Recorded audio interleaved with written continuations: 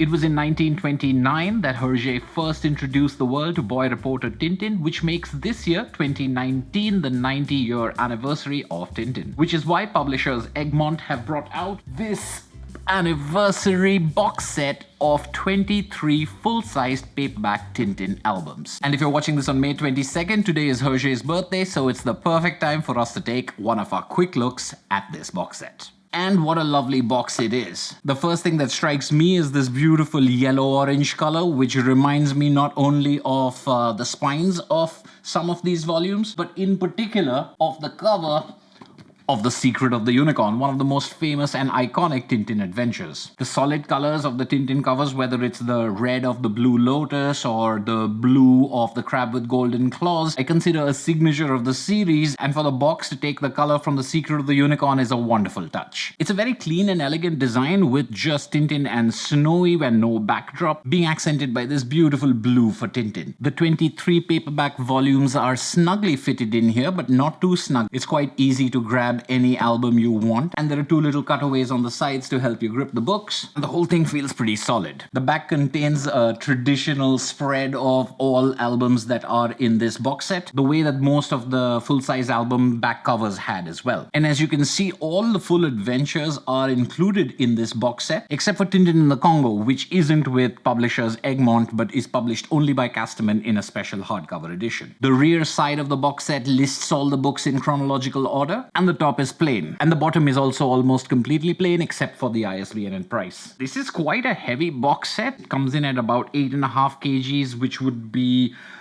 16 pounds, I think. Regular viewers of this channel will know that most of my collection are the full-sized hardcover editions. But as much as my instincts would be to want a hardcover box set, it would be absolutely impractical. Not only would it be extremely cumbersome to move around the house, but I could imagine the shipping being absolutely killer. The books in this box set start with Tintin in the Land of the Soviets in its original black and white form and at a full 141 pages. And the last book in this collection is actually the unfinished Tintin and the Alph-Art. And when I say unfinished, it's really unfinished. There's not a single full page of it drawn. In fact, most of it is layouts, things that resemble storyboards and scripts. And while not a regular adventure, I'm glad it's part of this box set for a Tintin fan or collector. The rest of the books go from Tintin in America to Tintin and the Picaros. And it doesn't include Tintin and the Lake of Sharks, which is based on a movie and not a canonical Herge adventure anyway. The rest of the books maintain their classic full-size appearance, including the classic covers that I think most people are used to. So this is not a redesigned box set the way that the hardcover 3-in-1 shrunken down collector's set was. There's no new covers, new design, or new branding to tie all of these things together. We have the same classic albums that we've always had, which in my opinion is it's not broken, so don't try to fix it sort of thing. I love the original covers. Each and every one of them is iconic. And speaking from personal nostalgia, as a child, I often spent some time hunting for this exact image inside the book, only to find that this was a variation, which I really enjoyed. So I'm really glad that they've been maintained for new readers. If you've been interested in getting into Tintin, or if you've been looking to upgrade your childhood collection, and if you weren't planning to go for the more expensive hardcovers, this is definitely the way to go. Apart from give you the entire collection in one fell swoop, what this box set does is keep everything in one neat little package. It's very easy to fit onto the shelves or move from one place to another. And although this is a bit of an extreme example, it prevents your paperbacks from looking like this after some years. The edges and the spines really take a lot of punishment in the paperback form, especially because these are so rereadable. So having a box like this to store them in just helps their longevity. When half empty, the box can be slightly wobbly, which is understandable for something this size, but when all the books are in there, it's very solid. Now, before anyone asks, I haven't purchased this, it's on loan because I already own all the Tintins in hardcover, but I would have loved to have a box like this for my paperbacks when I was growing up. If you have all the full-sized albums, this isn't really anything new, other than the fact that you do get Land of the Soviets and Alph-Art as part of the package. But if you wanted the entire collection, either for yourself or as a present for a loved one, I think this is just a beautiful set. As I said, there are a couple of other box sets of Tintin out there, and maybe I can look into borrowing one for a comparison with this full-sized paperback one. Let me know if that would be of interest to you. If you're interested in taking a closer look at the Tintin albums themselves, check out my Tintin playlist, which has a whole bunch of different videos available on this channel. And you can also take a look at my Shelf 7 video from my Complete Comics Collection tour, which features all my Egmont hardcovers. I hope you enjoyed this very quick look at the 90th anniversary box box set of The Adventures of Tintin. Thank you as always for watching, and I'll see you at the next video.